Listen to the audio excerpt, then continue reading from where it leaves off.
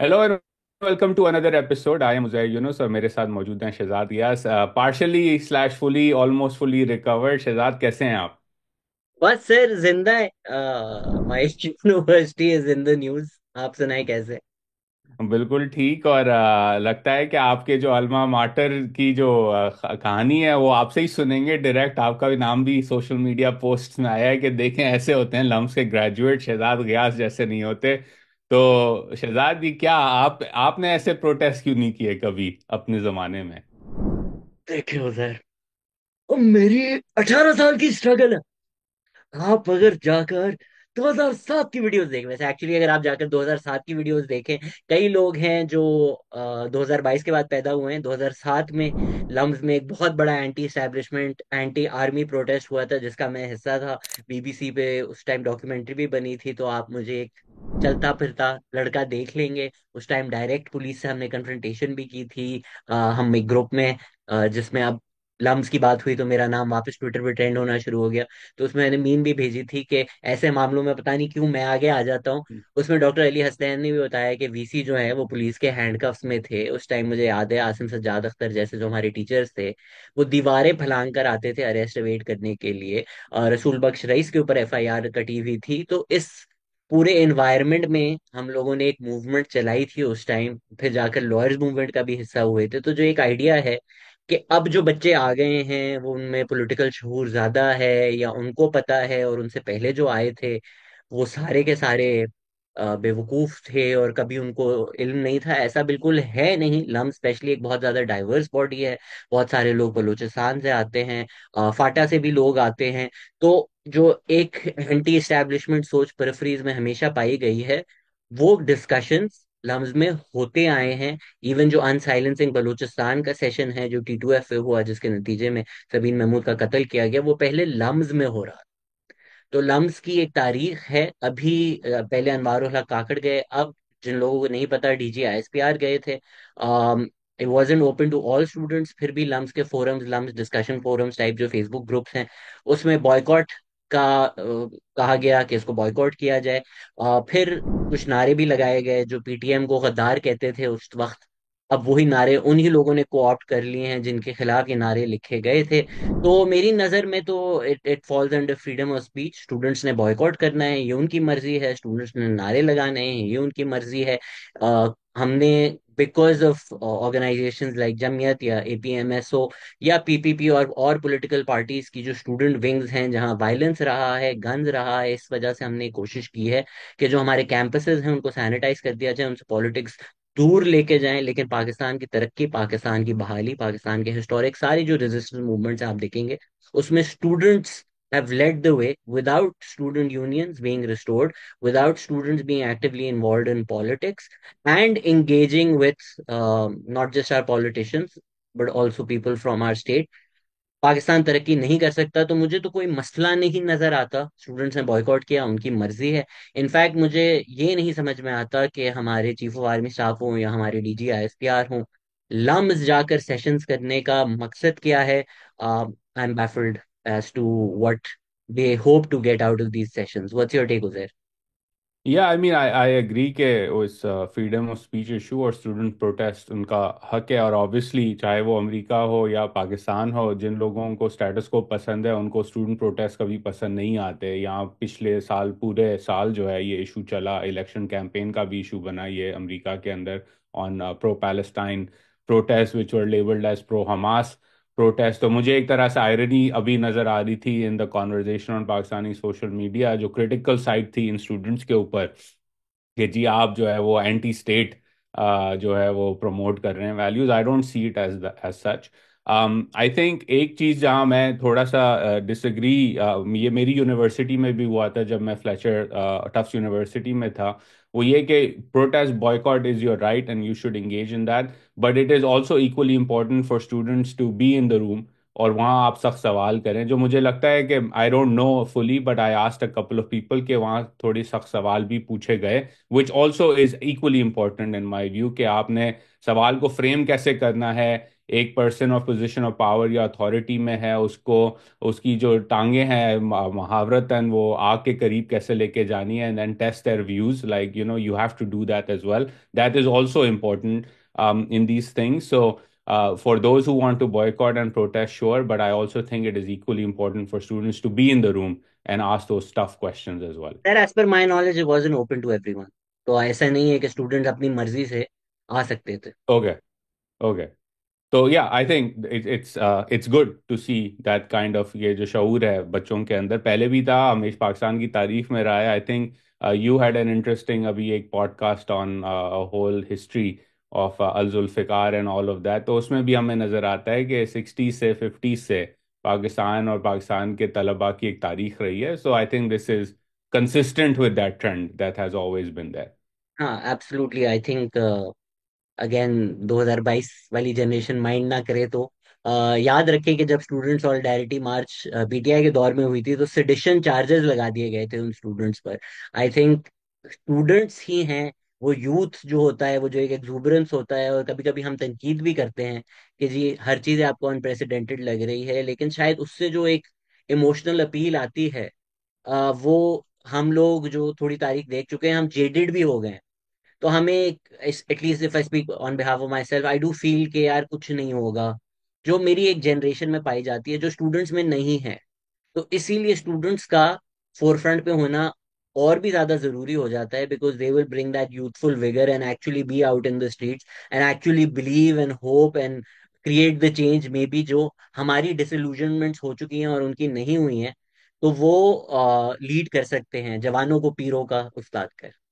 या okay, let's move on from this. एक और इंटरेस्टिंग डेवलपमेंट इस हफ्ते शहजाद जो हुई, I would love your thoughts on this. वो ये कि महीनों तक तहरीक इंसाफ ने कहा कि सीजेपी को मानते ही नहीं है, 26वीं आईनी तरमीम अभी भी कह रहे हैं, 26वीं आईनी तरमीम जो है हमें कबूल नहीं है. उस आईनी तरमीम के नतीजे में चीफ जस्टिस जो शख्स बनता है, अब जाके उन्हीं से मुलाकातें हो रही हैं और उन्हीं से कहा जा रहा है कि आप जो है वो देखें जुडिशरी में क्या हो रहा है, और पाकिस्तान में जो जुल्म हो रहा है उसको आप जो है अपनी ऑफिस के थ्रू रिजॉल्व करने की कोशिश करें. What's your take on this? To CJP और not to CJP, I think ये एक फंडामेंटल कॉन्ट्रडिक्शन पीटीआई की सियासत में रहेगा कि भाई हम फॉर्म 47 गवर्नमेंट है, ये नेशनल असेंबली इसके थ्रू इलेक्ट हुई है, लेकिन उसी नेशनल असेंबली में हमने बैठना भी है। जो जो चीजें पास हो रही हैं जिससे हमें इख्तलाफ है उसको पास होने भी देना है, नहीं भी होने देना है। ये श्रोडिंगर्स रेजिस्टेंस इस वक्त जो चल रही है पीटीआई के अंदर, अच्छा जी, जो चीफ ऑफ आर्मी स्टाफ बने हैं वो मर्डरर हैं, उन्होंने इमरान खान को मारने की कोशिश की, उनसे बुरा कोई इंसान नहीं है, दुनिया भर को उनको सैक्शन करना चाहिए। फिर उनको वैलेंटाइंस डे पे खत भी लिखे जा रहे हैं। गवर्नमेंट हमने माननी नहीं है, लेकिन इसी गवर्नमेंट को बोलना है कि आप जुडिशल कमीशन बना दें। तो ये उसी का एक कंटिन्यूएशन है। साथ ही साथ there is a lot of contradictory messaging as well. पहले जब गवर्नमेंट मिली, गवर्नमेंट ने बोला कि भाई हमने अपनी जो हमारी राय है, डिमांड्स हैं, चीजें हैं, वो सामने रखी। सुप्रीम कोर्ट से हमें इस तरह की खबरें मिली कि नहीं नहीं, सिर्फ सिक्योरिटी अरेंजमेंट की बात हो रही थी। फिर सवालिया निशान इस बात पे उठाए गए कि ऑपोजिशन को आपने किस बेसिस पे बुलाया है, it it is outside the norm कि भाई चीफ जस्टिस और ऑपोजिशन की मुलाकात, which is not actually opposition की मुलाकात, इट्स पीटीआई की मुलाकात, ऑपोजिशन की और पार्टीज तो नहीं गई थी। तो पीटीआई ने जाकर बोला कि हमने अपना मौकफ दे दिया है, बेस्ड ऑन रिपोर्टिंग। अगेन हमारे पास तो कोई चुड़िया नहीं होती कि या अफरीदी ने ज्यादा कुछ नहीं बोला उस मीटिंग के अंदर, बट अगर 26वीं आईनी तरमीम चैलेंज की जा रही है तो या अफरीदी 26वीं आईनी तरमीम के नतीजे में ही चीफ जस्टिस हैं, तो अगर वो स्ट्राइक डाउन हो जाता है तो क्या वो चीफ जस्टिस रहते भी हैं या नहीं? या अफरीदी ने ये बोला है कि लिख के दे दें, तो आई थिंक जब स्टेटमेंट आ जाएगी पीटीआई की तरफ से तो शायद ज्यादा क्लैरिटी हो कि वो एग्जैक्टली exactly क्या चीज चाह रहे हैं। आपका क्या टेक है उजैर इस सब पर? या I think it's a bit weird कि चीफ जस्टिस ऑफ पाकिस्तान दोनों तरफ से इस तरह की मुलाकातें करें. पहले भी हुई हैं एग्जीक्यूटिव के साथ, साकिब निसार मिलते थे इमरान खान साहब से, and I think that still is to me problematic कि आपने इतना ओवरटली एग्जीक्यूटिव, आप एक इंडिपेंडेंट ब्रांच हैं और आपका काम इन मैनी इंस्टेंसेस एग्जीक्यूटिव को पुश बैक देना है. तो मुझे समझ नहीं आई कि वो क्यों मुलाकात की, एंड आई थिंक उसको बैलेंस करने के लिए फिर जो है वो यहाँ पीटीआई से भी मिलना पड़ा. आज मैं देख रहा था चेयरमैन पीटीआई वो कह रहे थे कि चीफ जस्टिस साहब ने उन्हें कहा कि आप पॉलिटिकल सिस्टम का हिस्सा रहें और अगले इलेक्शन बॉयकॉट ना करें. तो वो क्लेम कर रहे हैं कि चीफ जस्टिस साहब ने कोई सियासी एडवाइस भी उन्हें दी, which if true is also inappropriate in my view. He is the chief justice of Pakistan, it's not his business to give advice on politics और the political system in Pakistan. तो I think ये एक अजीब खिचड़ी पक रही है। मुझे लगता है अब और ज़्यादा मुलाकातें इसके बाद नहीं होंगी। बट अगेन मसला पाकिस्तान का हमेशा यही रहा है कि चाहे वो जो भी हो, चीफ जस्टिस हो, आर्मी चीफ हो, कोई और आम ओहदेदार हो, वो अपने काम के अलावा सारे कामों में जो है वो फोकस करना शुरू कर देते हैं, which is the core problem in Pakistan. अगर तमाम इदारे और तमाम इदारों के हेड्स अपने नैरो जो है काम है उस पर फोकस करें, तो ऑटोमेटिकली बहुत सारी चीज़ें पाकिस्तान में ठीक हो जाएंगी। उजैर, आपका इस बात पे क्या टेक है कि कुछ जिस तरह नजम सेठी ने बोला कि भाई आईएमएफ ने बोला है कि ये चीजें आपने करनी है, गवर्नमेंट ने बोला है आपने करनी है, हमने हिस्टोरिकली तनकीद भी की कि रिकोडेक हो या स्टील मिल्स की प्राइवेटाइजेशन हो, ऐसे मामलों में अपने रोल से मेरी नज़र में थोड़ा आगे जाकर जो डिसीजंस लिए गए वो गलत डिसीजंस लिए गए, जिससे पाकिस्तान को बड़ा नुकसान हुआ। What's your take on this idea कि एस्टेब्लिशमेंट और गवर्नमेंट सब जाके मिले हैं कि भाई आईएमएफ की ये चीजें हैं, ये करनी जरूरी हैं, इनमें मत टांग अड़ाएं आप, थैंक यू वेरी मच। अगर इस तरह की मीटिंग्स हुई हैं, आपकी क्या राय है? यार आई स्टिल थिंक कि ये इनअप्रोप्रिएट है। अगेन आपको अगर एग्जीक्यूटिव को एक पर्सपेक्टिव देना है जुडिशरी को कि भाई हम एक्स वाई जी चीज़ों पर काम आगे बढ़ा रहे हैं और ये हमारी लॉजिक है और ये ज़रूरत है इस इशू पर, तो आप दो चीज़ें कर सकते हैं। फर्स्ट एंड फॉरमोस्ट मेरे नज़दीक तो ये कि आप जो हैं वो पार्लियामान को इस्तेमाल करते हुए अपना एक मौक़िफ़ बयान करें। That is your institution and through that you communicate to the people of Pakistan as well as other institutions जो पाकिस्तान में हैं कि भाई ये पांच चीज़ें हैं, आईएमएफ हमसे डिमांड कर रहा है, पाकिस्तान के इंटरेस्ट में भी है, प्राइवेटाइजेशन करनी है। एक तारीख रही है जुडिशरी की इंटरफेरेंस की, हम उम्मीद करते हैं जुडिशरी जो है वो रिव्यू करेगी अपना पास बिहेवियर, जो कि किसी हद तक हो भी चुका है। अगर आप जो वो रिको डिक का बिल और उसका पैसेज और किस तरह सुप्रीम कोर्ट ने उस पैसेज को इनेबल किया, जिसकी मैंने पहले तनकीद भी की थी, वो आपके सामने है in terms of how the judiciary has reviewed this process. पहला पहला तरीका ये है मेरे नज़दीक। दूसरा तरीका अगेन ये है कि ये कुछ चीज़ें अगर आपने कॉन्वर्जेशन करनी भी है, फॉर एग्जांपल अमेरिका में there is a lot of issues around surveillance for example, right. National security state का एक पर्सपेक्टिव होता है, उन्होंने वारंट्स लेने होते हैं, जाके जुडिशरी को समझाना होता है कि क्यों करना है। वो चीज़ें आप खुले जो है वो पब्लिक में आके रिवील नहीं करते कि हमारी जजेस से ये बात हुई है और ये कॉन्वर्जेशन हुई है ऑन द इश्यूज। वो आप बंद दरवाजों में एक पर्सपेक्टिव देते हैं, वहाँ एक बड़ी स्ट्रिक्ट लाइन ड्रॉ होती है कि आप एक पर्सपेक्टिव देने आए हैं और जज ने उसको सुनना है, और उसके बाद बात आगे चली जाती है। तो I think this again could have been done in a more subtle way. लेकिन शायद उनको फोटो ऑप ये भी दिखाना था कि आईएमएफ को कि हम एक्चुअली इंगेज कर रहे हैं, तो शायद फोटो ऑप की भी जरूरत थी। But I don't think it's the right way to do these things. Unfortunately I think Pakistan में तारीख रही है chief justice is like to be seen, तो Yahya Afridi so far has stayed away from the limelight. पर ये भी एक वजह हो सकती है, सिंस हम सुप्रीम कोर्ट और जजेस ऑलरेडी डिस्कस कर रहे हैं, तो जो पिटिशन अगेंस्ट ट्रांसफर ऑफ जजेस फाइल की गई है सुप्रीम कोर्ट के सुओ मोटो जुरिस्डिक्शन के अंडर, मुनीर ए मलिक, बैरिस्टर सलाउद्दीन, बहुत बड़े बड़े लॉयर्स हैं दोनों, वो कह रहे हैं कि प्रेसिडेंट ने मिसयूज किया है आर्टिकल 201 के तहत अपनी जो ओवरराइडिंग पावर यूज की है judicial commission authority in transferring जजेस। ये हमने लास्ट वीक भी डिस्कस किया था कि पावर है आपके पास, पर आप इस तरह यूनिलैटरली बगैर किसी वजह उसको नहीं इस्तेमाल कर सकते। तो अब इस वक्त जो डोगर साहब chief justice Islamabad high court बने हुए हैं, एक्ट कर रहे हैं, वो सिर्फ 2 हफ्ते हुए थे उनके हाई कोर्ट ज्वाइन किए हुए, before he is assuming administrative control. तो इस्लामाबाद हाई कोर्ट के जजेस ने भी लेटर लिखा है, इस वक्त बहुत कंफ्यूजन है around the seniority principle. The 5 petitioning जजेस are justice Mohsin Akhtar Kiyani, justice Babar Sattar, justice Tariq Mahmood Jahangiri, justice Saman Rafat Imtiaz and justice Sardar Ejaz Ishaq Khan. तो ये जो ट्रांसफर ऑफ जजेस हुआ है और जिस तरह किया गया है, इसके खिलाफ लेटर भी लिखा गया है, इसके बाद खिलाफ पिटिशन भी आई है। What comes of this we don't know, but as we been saying for a couple of weeks now, judiciary के विंग्स क्लिप किए जा रहे हैं और कोर्ट पैकिंग की जा रही है, और इस वक्त एक लॉयर्स की तरफ से भी कोर्ट्स की तरफ से भी एक मूवमेंट है अगेंस्ट दैट। हमने हाल ही में भी देखा कि सुप्रीम कोर्ट जजेस लिटरली केम टू ब्लोज, कुछ रिपोर्ट हुआ कुछ नहीं हुआ। तो जो डिविजन्स हैं वो बढ़ते ही जा रहे हैं। क्या होगा we don't know, but definitely there is not all's well in our courts. और your take Uz. My take is very simple, क्योंकि क्रिकेट का माहौल है तो क्रिकेट की एनालॉजी यूज़ कर लेता हूँ कि जब आप क्रिकेट टीम के अंदर, या जुडिशरी हो या क्रिकेट टीम हो, जब आप बाहर से इतनी तेज़ी भर्तियां करते हैं और अंदर के सीनियर प्लेयर्स का पत्ता इस तरह काटते हैं विदाउट एनी ड्यू प्रोसेस, तो लड़ाई तो होगी टीम के अंदर। तो ये पाकिस्तान क्रिकेट में हम बार बार होता हुआ देख चुके हैं, और जुडिशरी में भी यही होता हुआ अब नजर आ आप रहा है। आप कह रहे हैं याया अफरीदी को साया कॉर्प मैनेज कर रहे हैं। तो जब आपने जो है वो चेंज कर ली कि भाई एक बंदा जिसने टीम में खेला ही नहीं है, इंटरनेशनल मैचेस ही नहीं खेले, वो आके फौरन जो है आपका नया कप्तान बन जाए, तो जाहिर है स्क्वाड में जो है वो हलचल तो मचेगी। तो इस्लामाबाद हाई कोर्ट के स्क्वाड में अभी इसी वजह से हलचल मच रही है, ये मेरा मेरी टेक है। मेरी अभी एक सीनियर लॉयर से भी मुलाकात हुई थी इस हफ्ते, और वो भी यही रिपोर्ट कर रहे हैं कि इस वक्त कोर्ट्स में सेंटिमेंट अच्छा नहीं है। तो ये एक कंफ्यूजन भी क्रिएट की गई है।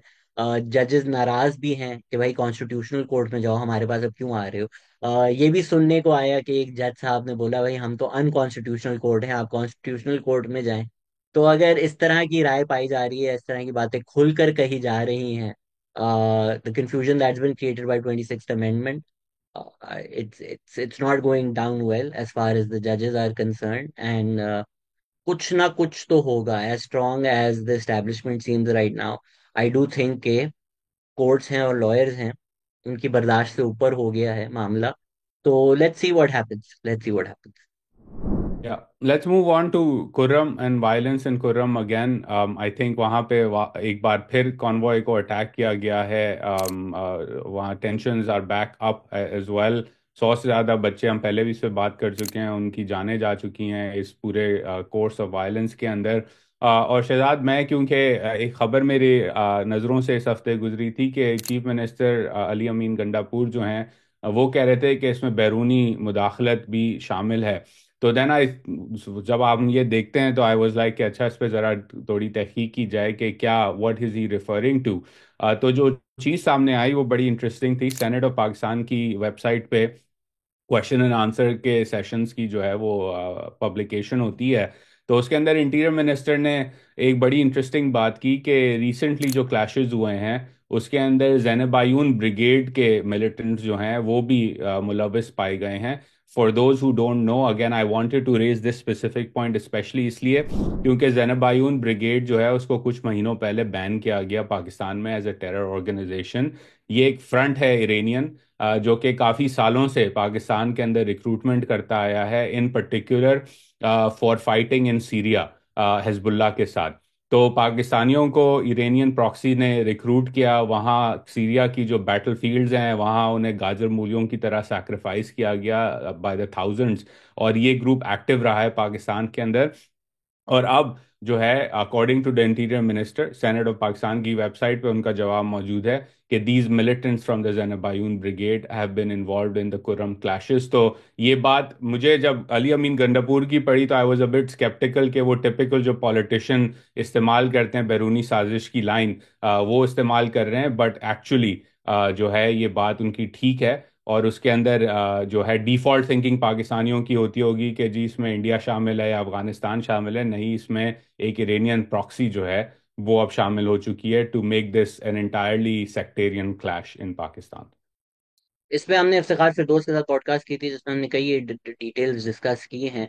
बट जो वाइडली अभी रिपोर्ट हो रहा है इसमें, अगेन अभी जो कॉन्वॉय पर अटैक हुआ जिसमें मेडिसिन भी जो जा रही थी भारत चनार, वो भी डिस्ट्रॉय कर दी गई। वो it was with in the presence of the law enforcement agencies, तो वो सवालिया निशान एक इन पर भी उठता है। But what is being reported on social media, at least that I have seen from a lot of accounts, is के this was done by Sunni extremist जो नहीं जा रहे थे। तो आई डोंट नो क्या रिपोर्ट हो रहा या है और इस सेनेट में क्या पर्टिकुलर, कहा सो जा रहा है। या late me correct that, right, इस पर्टिकुलर टैग का I am not fully clear कि किसने किया। बट जो मोहसिन नकवी की क्वेश्चन आंसर थी, आई थिंक इट्स 18th या 16th फरवरी का वो डॉक्यूमेंट है। उस पे उन्होंने कहा है कि जो मेन क्लैशेस हुए हैं उसके अंदर जैनब आयून ब्रिगेड इन्वॉल्व रहा है। तो yes, let me correct that कि it's not, what I was saying is not directly related to the immediate convoy attack. इसके बाद हमारा अगली चीज एजेंडा पे है Indian fisherman fleet by Pakistan. Go for it. So, Shahzad, this always makes me like concerned in the sense कि पाकिस्तान ने कोई 22 मेरे ख्याल में इंडियन फिशरमैन जो हैं उनको रिहा किया है after they were completed their sentences। Faisal एदी साहब, एदी फाउंडेशन के चेयरमैन जो हैं, उन्होंने उनकी जो है वो ट्रांसपोर्टेशन अरेंज करवाई टू लाहौर। वहाँ से वो अब इंडिया जाएंगे या जा चुके हैं, which always makes me happy कि ये बेचारे, these are the most marginalised people on both sides of Pakistan and India. और हर थोड़े साल बाद या हर थोड़े महीनों बाद कुछ दर्जन दो दर्जन जो है उनको रिहा किया जाता है। मैं ये स्टोरी इसलिए रेस करना चाहता था, इसलिए नहीं कि बहुत अच्छा पाकिस्तान ने किया, 22 लोगों को अच्छा काम है किया, but these are very marginalise people. वो अपनी लाइवलीहुड के लिए जो है वो मछली पकड़ने निकलते हैं, and then they veer into what is Pakistani और इंडियन टेरिटरी। तो दोनों ममालिक को चाहिए कि इन बेचारों को जल्दी से जल्दी छोड़ा करें, और इनको महीनों रखना या सालों जेल में सेंटेंस रखना, आई थिंक इट्स इनह्यूमेन। तो I think this story went through my, I don't know if you wanted to add anything. नहीं, इम्पोर्ट्स गो अप सिग्निफिकेंटली हो जाए। हाँ, इंपोर्ट जो है वो बढ़ चुके हैं। रिलेटेड टू दैट, आईएमएफ की टीम जो है वो मार्च में पाकिस्तान आएगी रिव्यू करने के लिए फॉर द नेक्स्ट ट्रांच। और खुर्रम हुसैन ने भी इस पे एक आर्टिकल लिखा रिसेंटली कि इंपोर्ट्स का बढ़ना और करंट अकाउंट डेफिसिट का वापसी आ जाना एक वार्निंग साइन है, अर्ली वार्निंग साइन है कि ग्रोथ जो पिकअप हो रही है पाकिस्तान में वो वापस वही क्राइसिस क्रिएट ना करे जो हमेशा होता है। तो इम्पोर्ट्स का, जैसे आई थिंक 2 या 3 हफ्ते पहले भी हमने बात की थी कि अगर 5 अरब, $5.5 अरब से ज़्यादा महीने के इम्पोर्ट्स आने लग जाएं तो थोड़ा घबराना चाहिए। इस दफ़ा I think it's north of 6 billion. तो let's keep an eye on this, but IMF is also coming. और कुछ अर्ली प्रेशर्स हैं पाकिस्तान की इकोनॉमी में जो अब बिल्डअप हो रहे हैं after very terrible few months और फ्यू इयर्स नाउ। तो let's see, but it is something to keep an eye out on. Next up is updates on Mustafa Amir case. You want to go for that? I think last week मेरी भी तबीयत खराब थी तो मैं इतना closely नहीं follow किया था। And since I think we done the episode this case has blown up, it's everywhere, everyone's talking about it as well.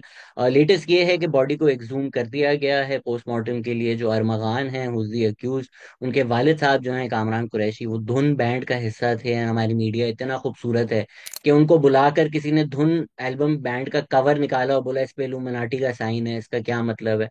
तो सलाम है हमारी जर्नलिज्म को और हमारे मीडिया को। I don't want to diagnose somebody just by watching his clips online, but जो उनके वालिद साहब हैं, he definitely does not seem fully into it. अब वो मेंटल हेल्थ है, ड्रग्स हैं, क्या हैं।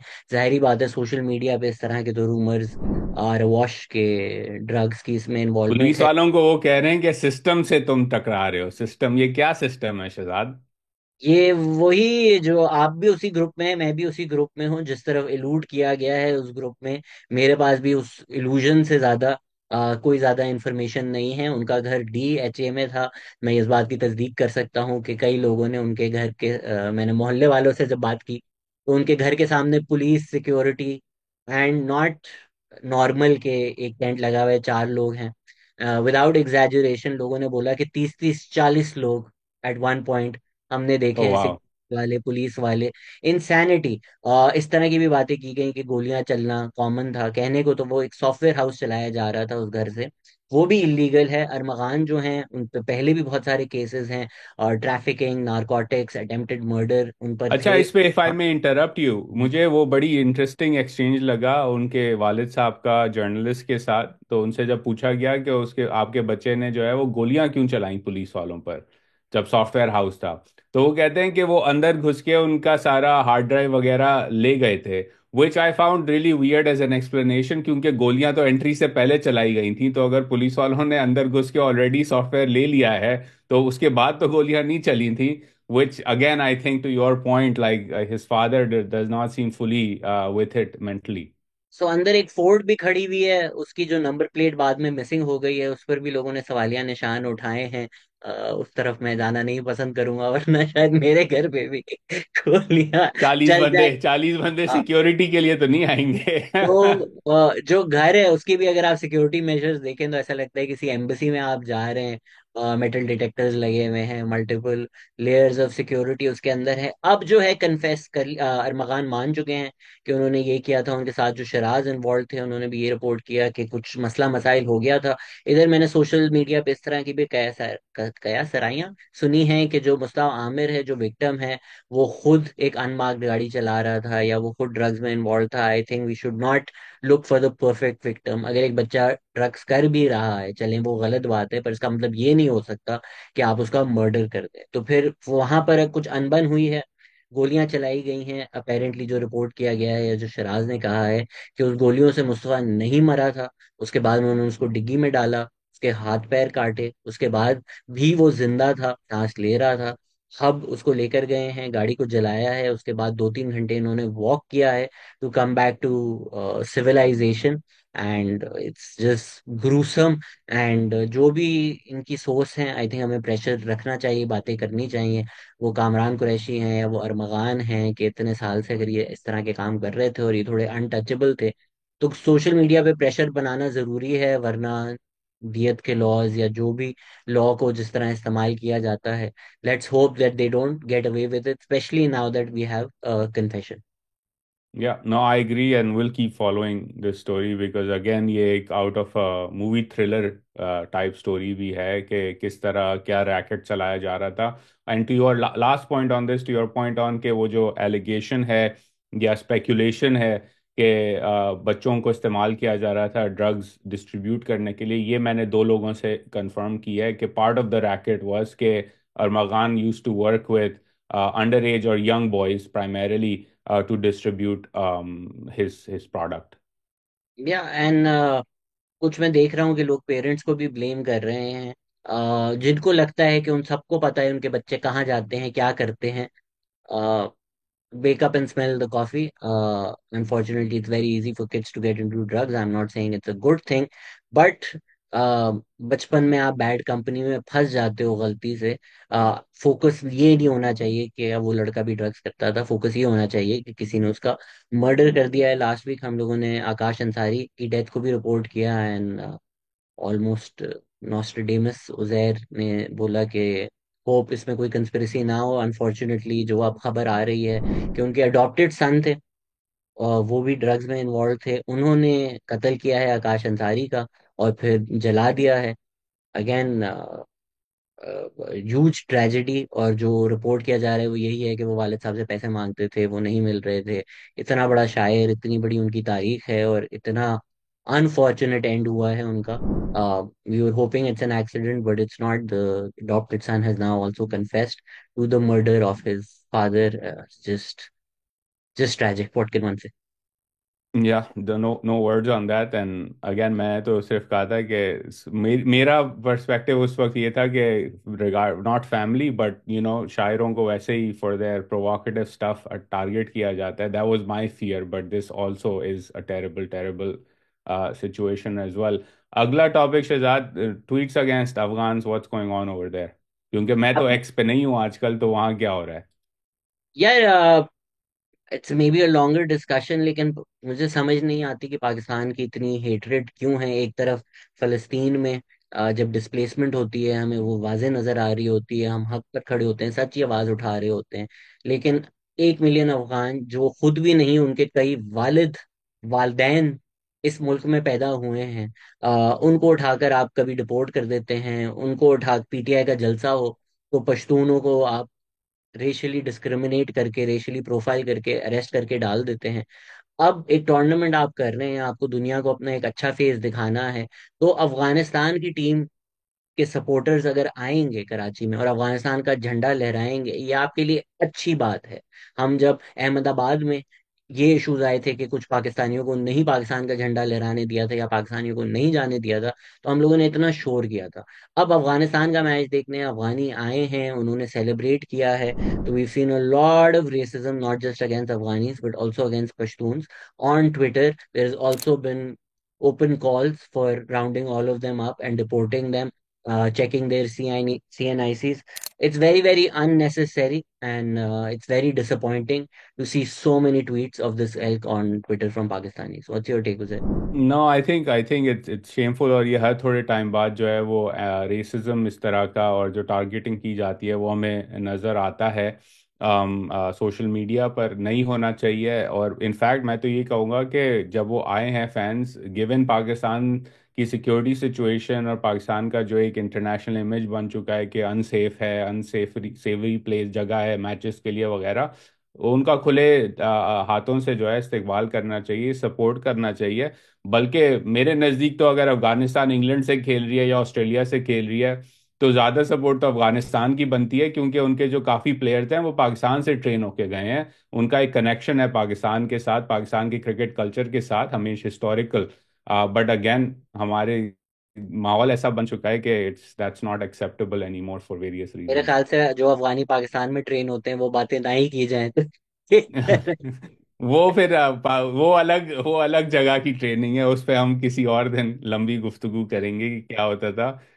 पीका मैं कानून पे जो है। Sorry, go ahead. नहीं, नहीं, मैं इसी तरफ निशानदेही कर रहा था कि मेरे ऊपर जो जियाले इल्जाम लगते हैं वो उतारने के लिए मैंने बोला मैं अपनी रेकमेंड कर दूं कि पीका के बारे में, डिजिटल राइट्स के बारे में एक ही खातून है हु इज द बेस्ट, फरिया अजीज। उन्होंने फिर ये आर्टिकल लिखा है कि हमने जब पहले भी पीका आया था हमने तभी एजाज सईद की रिपोर्ट आपको बताई थी कि कहने को पीटीआई तनकीद कर रही है लेकिन पीछे पीछे पास होने देती है, उसी तरह हमने पीपीपी की भी तनकीद की थी।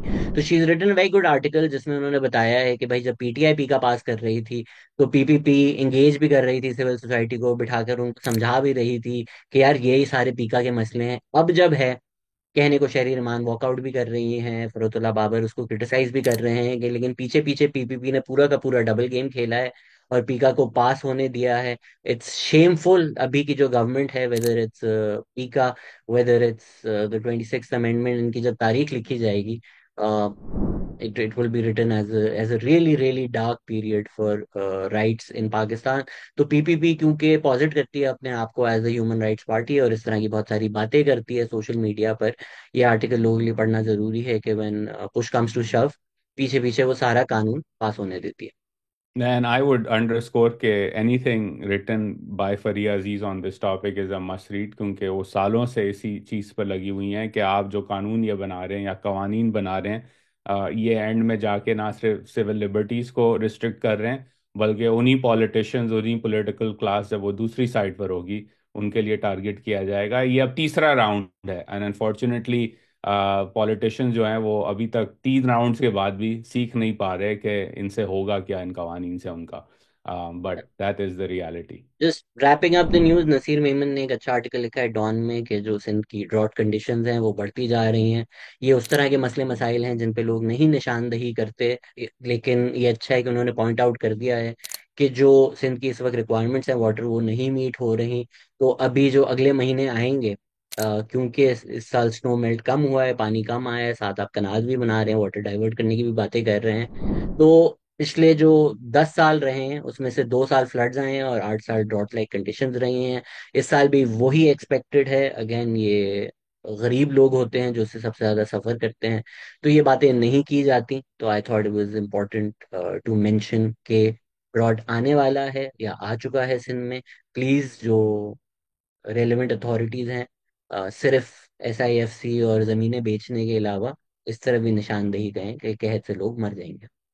या कैद से लोग मरेंगे। और एक अगेन आपकी जो हॉलोइंग आउट है रूरल इकोनॉमी की वो तेज़ी से बढ़ती चली जाएगी। और फिर जब लोग उठते हैं शहजाद इस इशू के ऊपर, वो उस वक्त उठते हैं जब food prices through the roof चली जाती हैं और महंगाई जो है वो फिर सबको एक तरह से ले डूबती है। ये हमने फ्लड्स के ज़माने में भी देखा। व्हीट क्राइसिस हर थोड़े साल बाद होता है। इस साल because of the minimum support price issue last year, उसके बाद इस साल और भी एक्सपेक्टेड है कि किसान ने जो है वो उतना गंदम नहीं लगाया जितना वो लगा सकता था। For example will see when the data comes out. But again इससे पहले कि आप जो है वो फूड प्राइस इन्फ्लेशन की वजह से इन चीज़ों पे अटेंशन पे करें, पहले कर दें, तो शायद क्राइसिस उन लोगों का भी कम हो जो रूरल इकोनॉमी में डायरेक्टली अफेक्टेड होते हैं। But broadly speaking food security का क्राइसिस भी कम हो पाकिस्तान में। बस जाते जाते एक पॉजिटिव न्यूज में, कॉन्ग्रेचुलेशंस टू टीम पाकिस्तान। मैंने नहीं एक्सपेक्ट किया था कि वो इतने क्लोज विक्ट्री से जीतेंगे। इन केस ना हो तो बस जाते जाते कॉन्ग्रेचुलेशंस टू टीम इंडिया। बहुत ही वन साइडेड अफेयर रहा, हम एक्सपेक्ट ज्यादा परफॉर्मेंस कर रहे थे। अब डिपेंडिंग ऑन कल जो भी होता है तू ये क्लिप चला देना। उधर क्या एडिटर, प्रिडिक्ट। एडिटर सही तरह एडिट करना भाई इस पार्ट को। शहजाद, मेरी तो कोई उम्मीदें नहीं है इस टीम से। ऑन साइड बेचारों से डाइनें सही तरह नहीं लग रही थी। Babar Azam is completely out of sorts and basically I know we disagree on this, he is padding his stats consistently. उसके आगे वो कुछ नहीं कर रहा शख्स। और मुझे नहीं लगता कि कुछ अच्छा होना है संडे के दिन। I am what is known in the streets as a Babar son. लेकिन मैं भी नहीं डिफेंड कर सकता जो इन्होंने इनिंग्स खेली है अगेंस्ट न्यूजीलैंड। इट्स इनडिफेंसिबल कि ये। यार एक पॉइंट पे हिज स्टैट्स वर 50 समथिंग रन्स ऑफ 80 बॉल्स, यानी कि 15 ओवर बंदा खेल गया है, 300 प्लस का टारगेट चेस करते हुए उसने से 50 रन बनाए। कमाल है। इट्स इनडिफेंसिबल, मतलब आगा सलमान ठीक है वाइस कैप्टन बने हुए हैं, पर वो रिलेटिवली नए प्लेयर हैं। वो ना आके कोई 20 बॉलों पे 40 रन कर दिया। भाई जिस पिच पे खुशदिल 50 मार दे, वो कितनी मुश्किल पिच हो सकती है यार, खुदा का खौफ करो। खुशदिल शाह ने 50 मार दी उस पिच पर, ऐसी हालात। इट्स जस्ट इतने साल बाद टूर्नामेंट हुआ और पहले मैच में ही प्रॉब्लली पाकिस्तान बाहर हो गई है, क्योंकि नेट रन रेट पे भी जो हमारा असर पड़ा होगा after the loss with New Zealand. लेकिन देखिए अगेन शहजाद, जब पाकिस्तान चैंपियंस ट्रॉफी जीता था ना, तो उसमें भी पहला मैच हारे थे, तो अब हम उसी इंडिया, उम्मीद में जो है वो बिल्डअप करेंगे। इंडिया के अगेंस्ट आ रहे थे वो वाला मैच और फाइनल में हराया था। उम्मीद जाहिर बात है जीरो है। लेकिन जब कोई उम्मीद नहीं होती तभी पाकिस्तान की team one moment down one moment up कुछ कर देती है। तो एक्सपेक्टेशन तो यही रहेगी कि कोई मिरेकल हो जाए। पर इंडिया ने जिस तरह बांग्लादेश को हराया है और पाकिस्तान जिस तरह न्यूजीलैंड से माशाल्लाह 3 मैचेस कंसेक्टिवली हारी है, आ, कोई उम्मीद तो नहीं नजर आ रही। तो मेरे ख्याल से पॉडकास्ट, ये जो हमारी एपिसोड है ये मंडे अपलोड कर देते हैं, क्योंकि संडे रात सब नीम के पत्ते से लड़ाई जो होती है वो ही देख वो रहे देख रहे होंगे। होंगे घंटा की। वहां चेतन। से शुरू करेंगे। जाते जाते दो, एक खबर यहाँ से मैं दे दूं डीसी से, और एक खबर अगले हफ्ते, because I need to dig into this, वो मुझे बड़ी फैसिनेटिंग लगी है, स्टोरी प्रीव्यू दे दूंगा। पहला तो ये, डोनाल्ड ट्रंप ने टॉप जनरल्स का सफाया कर दिया है यहाँ पेंटागन में। चेयरमैन जॉइंट चीफ्स की छुट्टी कर दी। नेवी, एयरफोर्स, आर्मी, हर जगह जो है वो जनरल्स के तबादले हो रहे हैं। और जेडी वैंस ने तो एक ट्वीट का रिस्पॉन्ड भी कर दिया कि हुकूमत जो है, या सदर या एग्जीक्यूटिव जो है, वो सिर्फ बनाना रिपब्लिक्स में जर्नैलों की तब्दीली नहीं कर सकता। बाकी तमाम ममालिक में ये होता है, बल्कि बराक ओबामा ने फॉर एग्जांपल फेमसली या इनफेमसली मिक्रिस्टल, जनरल मिक्रिस्टल की छुट्टी की थी after an interview to Rolling Stone. तो अब ये पेंटागन में रद्दोबदल होगी, इसका क्या इम्पैक्ट होगा, इसको हम कवर करते रहेंगे। द फैसिनेटिंग स्टोरी शहजाद यहाँ से, जो इस हफ्ते मेरी नज़र से गुजरी है, वो एक मिलिटेंट वीगनिज्म कल्ट जो है वो सिलिकॉन वैली में जो है वो उभरता हुआ नजर आया है। उनकी कल्ट लीडर जो है उनको गिरफ्तार भी कर लिया गया है। मिलिटेंट वीगन्स जो हैं, वो मुझे समझ नहीं आई बात कि आप वीगन होते हुए मिलिटेंट और वायलेंट कैसे बन जाते हैं। I need to dig into this story. Have you never but spoken to a vegan in your life? What is a नहीं। Non militant vegan? हर कोई मिलिटेंट होता है यार, इनको तो यार मिलिटेंट। मतलब लोगों का कत्ल करने पे उतर आना, लाइक हम जानवर नहीं खाते क्योंकि जानवर का कत्ल करना गलत है, लेकिन इंसान को कत्ल कर दिया उन्होंने।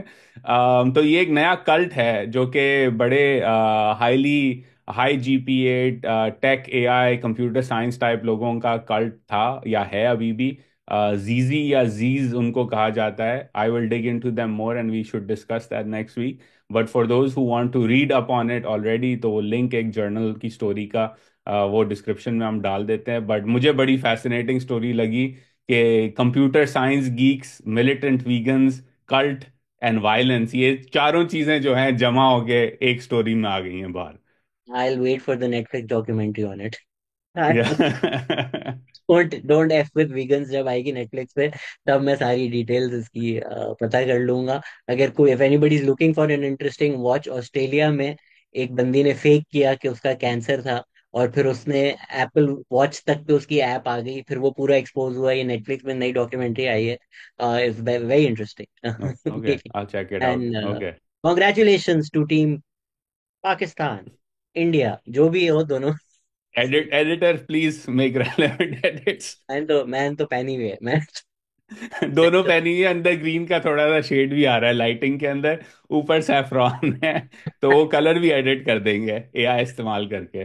Okay Uzair, take care and thank you everyone.